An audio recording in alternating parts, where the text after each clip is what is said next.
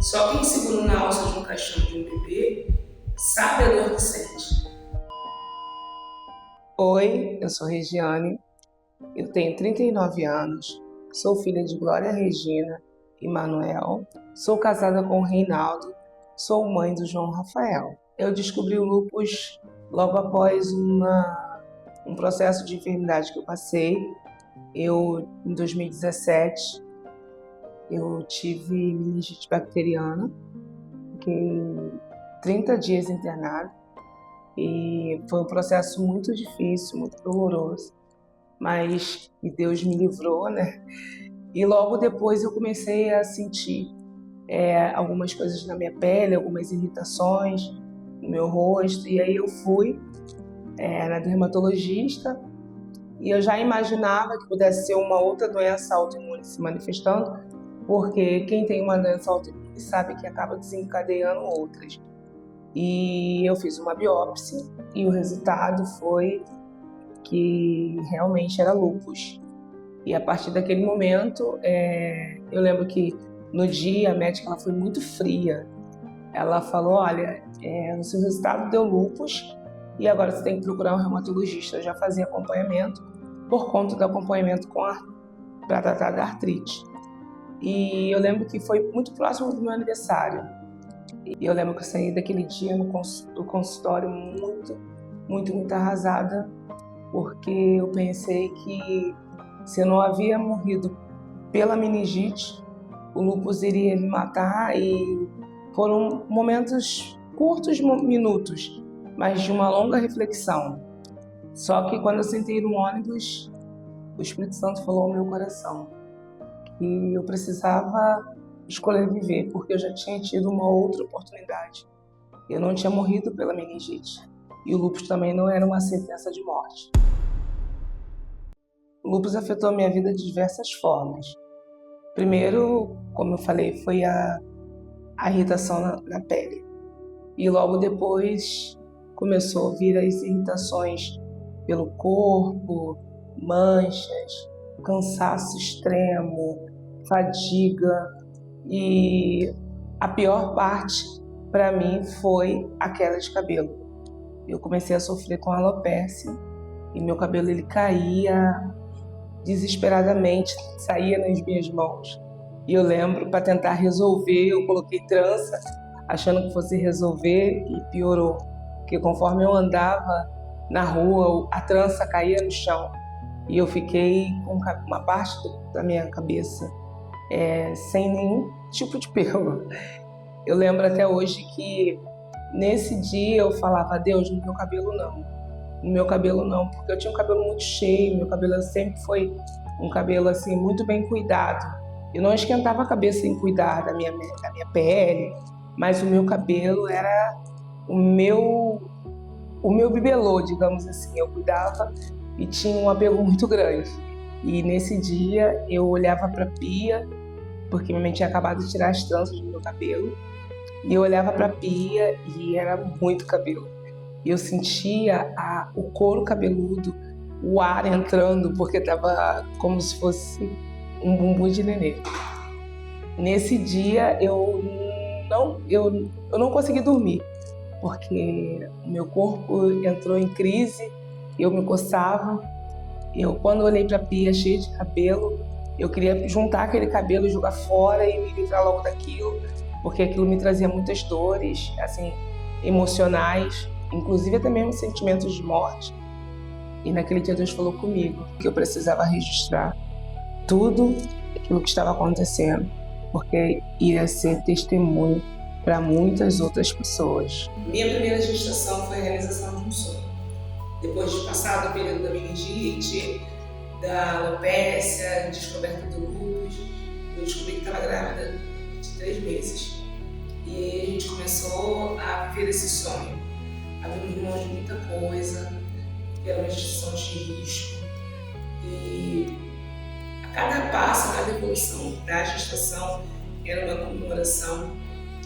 Porém, quando eu fiz 8 meses de gravidez, 8 meses e meio, para ser mais exato, eu fui numa consulta de pré-natal. E chegando lá, a médica foi fazer a ausculta e o coração da Manu tinha parado de bater. Era uma menina. A Manu era o nosso sonho. Eu tinha um sonho de ser mãe de menino, com o nome de Manuela. E naquele dia, quando a médica disse não tem batimentos, seu bebê está morto, eu vi meu chão se abrir. E eu fiz uma pergunta: por que Deus tinha me dado se ele não era para ficar comigo? Eu não conseguia entender muito bem no momento. E nem Reinaldo. A gente só sabia que tinha um propósito. E por mais que doesse, a gente iria passar por aquele processo. Foi muito doloroso. Segurar na alça de um caixão de um bebê sem vida foi o momento mais difícil da minha vida. Ali, quando eu enterrei a Manu, eu não enterrei só ela, eu enterrei ali os sonhos, os projetos, mas eu sabia que em algum momento tudo ia renascer. Eu iria viver intensamente e decidi fazer um ensaio fotográfico, que era meu sonho fazer um ensaio. Fiz um ensaio fotográfico com meu esposo, nós fizemos uma viagem e fomos passando e vivendo intensamente. Eu tive vários incentivadores, né? Falando de família. Meus pais, minha mãe, que sempre foi uma intercessora, e sempre, se hoje eu estou de pé, foi ela que não desistiu. O meu pai também, o meu irmão e minha cunhada, os meus cunhados também, mas o Reinaldo ele foi um grande incentivador do meu sonho. Eu lembro que ele trabalhava em Botafogo e ele falava assim que em Botafogo ia abrir uma escola e aí eu iria estudar nessa escola. Eu nem fazia ideia do que era, de quem era essa escola, o que era e da importância, mas ele sempre profetizou isso. Quando abriu o concurso, ele me inscreveu a primeira vez, eu não fui sorteada, na segunda vez também não, e na terceira vez o concurso foi aberto para fazer prova e ele me inscreveu, me incentivou, acreditou quando ninguém mais acreditava, porque eu mesmo não acreditava. Diante de um cenário de muitas lutas, perdas e dores, ele me incentivou a estudar e a continuar. Eu queria muito estudar, mas não sabia por onde começar. Então o Reinaldo foi um grande incentivador do meu sonho, um grande motivador dos meus projetos, dos meus sonhos. Alguém que segurou na minha mão e não deixou eu desistir. A perda da Manu foi um processo muito doloroso. Doloroso demais. Eu precisei tirar licença maternidade e no mesmo período que nós enterramos a Manu, o meu sobrinho havia nascido, né? E naquele momento foi um processo mais doloroso ainda, não pelo fato dele ter nascido, porque era uma felicidade para nós, também era um sonho ser tia do Miguel, mas o Miguel era um bebê recém-nascido e eu havia voltado para casa com meu colo vazio e eu sentia meu útero vazio. O guarda-roupa tinha as roupas da Manu, tinha o cheiro da Manu, as fraldas, estava tudo lá. E voltar para casa depois de um enterro de mais de morto é muito doloroso. É enterrar o sonho, é enterrar os projetos, é sentir a dor, é ver o peito inchar e não ter um bebê para alimentar.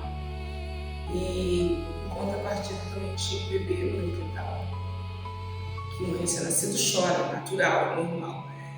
Mas foi um período muito doloroso porque eu ficava pensando como que seria se ela tivesse sobrevivido, como que seria ouvir o choro dela. Foi um período muito difícil, eu não desejo essa dor para ninguém. Muito difícil, foi próximo do Dia das Mães.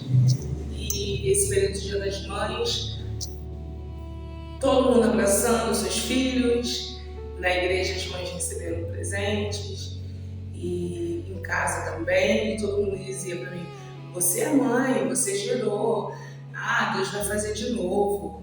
Mas não é tão simples assim. Só quem segura na alça de um caixão de um bebê sabe a dor que sente. Eu cheguei a ponto de quase enlouquecer. Ninguém percebia, porque por trás de um sorriso a gente esconde muita dor. Então eu sempre estava sorrindo, me perguntava se estava tudo bem, estava tudo bem. Na verdade não estava. Eu sofri demais. A minha casa, nós sofremos demais. E o que nós podíamos fazer naquele momento era simplesmente cuidar das coisas de Deus. Foi o que nós fizemos. Começamos a desenvolver mais ainda o nosso trabalho na igreja, porque era algo que amenizava aquela dor. Cozinhar sempre foi uma terapia e nesse momento foi mais ainda. Foi a partir desse momento que eu sabia que existia um propósito muito maior entre eu, Deus e a culinária. Mas eu queria gerar. Nós orávamos pedindo a Deus filho. Nós sonhávamos com o nosso filho. E eu lembro que um dia nós tivemos um sonho, o Reinaldo teve um sonho, que um anjo estava na nossa casa. E foi muito real esse sonho. Não vou falar detalhes, mas quando contou esse sonho, eu falei que Deus visitaria a nossa casa. E um tempo depois, o Senhor realmente visitou a nossa casa. Só que um pouco antes da engravidar, tanto da Manu quanto do João, teve uma oração na minha casa e uma missionária falou assim, que eu passava sempre em frente às lojas de bebê e nunca entrava. Porque eu tinha receio pelo fato de não conseguir engravidar, de ter essa dificuldade. E ela falou pra mim assim, você vai entrar na loja, vai comprar uma roupa de bebê e você vai profetizar que vai ter culto sim. E por isso que surgiu essa frase do vai ter culto sim. Foi profetizando desde o início que iria ter o culto. É o culto da vitória, de que nós iríamos realizar o nosso sonho de segurar os nossos filhos no colo. O Senhor, Ele levou a Manu, mas Ele tinha um propósito e depois de um tempo o Senhor me deu a oportunidade de gerar o João. O João, ele veio como uma luz para nossa casa. Ele é a prova do amor de Deus para nossa família. João Rafael, ele é a minha cura. O João nasceu e eu renasci. Nós voltamos a viver. Nós temos motivos de alegria. A nossa casa é alegre. A nossa casa tem barulho, a nossa casa tem felicidade. Porque lá tem o João, que é a nossa maior felicidade, é ter o João. Eu digo hoje que eu consegui vencer. Eu lembro que tinha momentos que dava vontade de desistir, não pela dificuldade da escola, mas pelas dificuldades que surgiam no momento durante o curso. Era uma tarefa muito difícil ser mãe, dona de casa, administrar, ser empreendedora, tentar fazer dinheiro para poder conseguir custear, manter o curso, né? Mas eu consegui vencer. E foi nesse período que, num desses dias que eu pensei em desistir, eu conversei com um professor e o chefe M. Bar, que eu lembro até hoje, que ele falou para mim assim, disse que eu queria desistir porque estava ficando muito difícil, eu não conseguia. E aí ele disse que eu tinha que dar aula. Ele falou assim, você pode ensinar, porque você é mãe, você precisa de tempo para dedicar para o seu filho. E aí eu falei, mas o que eu vou ensinar? Ele falou, tudo que você está aprendendo aqui. Eu vejo um grande potencial em você. E eu lembro que eu saí dali um pouco confusa ainda, porque era muito assim, eu não conseguia me ver ainda dessa forma. Eu ainda não conseguia enxergar da forma como ele me viu. Ele viu em mim uma grande potência e eu não conseguia me enxergar assim. Mas continuei o curso. curso, finalizei, me formei e logo depois desse período as portas foram se abrindo de uma forma que foram surgindo oportunidades, inclusive para eu dar aula, porque foi uma promessa que o Senhor fez na minha vida de que eu seria professora. Ele me chamou de professora há uns anos atrás, numa vigília, e eu nem imaginava que eu ia dar aula, nem sonhava com isso. E hoje essa promessa ela se cumpriu. Hoje eu sou professora de culinária, eu tenho muitas alunas queridas. Hoje eu consigo olhar algumas pessoas e ver que o que eu ensino, isso se transforma, isso frutifica na vida de outras pessoas. Hoje eu colho os frutos da minha decisão, porque eu decidi que eu iria ser uma grande chefe de cozinha. Eu estou nesse caminho. É uma jornada árdua, difícil, mas eu já dei o primeiro passo e fé é isso, colocar o passo, os pés que Deus coloca no chão.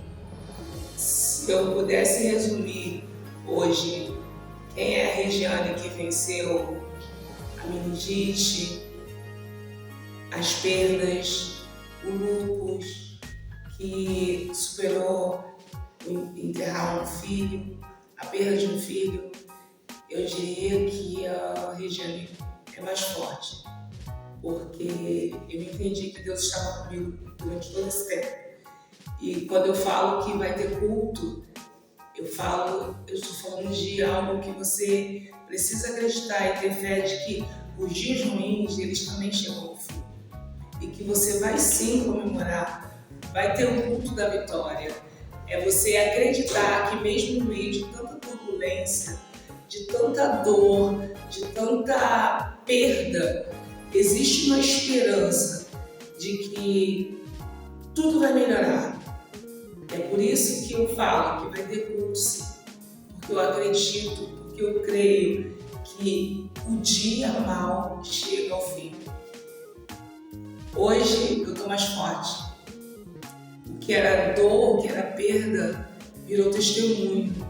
Então hoje eu sou uma mulher formada pela melhor escola de gastronomia do mundo, uma grande chefe de cozinha, uma professora, além de tudo, acima de tudo, uma serva do Senhor Jesus. Sou mãe do João, sou esposa do Reinaldo, sou filha da Glória Regina e do Manuel, sou irmã do Rafael, tenho os meus cunhados, a minha família. Eu sou feliz. No meio de tanta dor, eu tinha motivos para desistir. Dizer para você que é fácil, não é. Tem dias que eu acordo com dor, mas eu decido ser feliz, eu decido viver. Eu falo que essa dor ela não vai me parar. A dor ela não vai fazer eu desistir. Então eu coloco ela um pouquinho no bolso e sigo na minha trajetória. Regiane, você foi curada do lúpus? Não, ainda não. Porém, o lúpus não é uma sentença de morte na minha vida.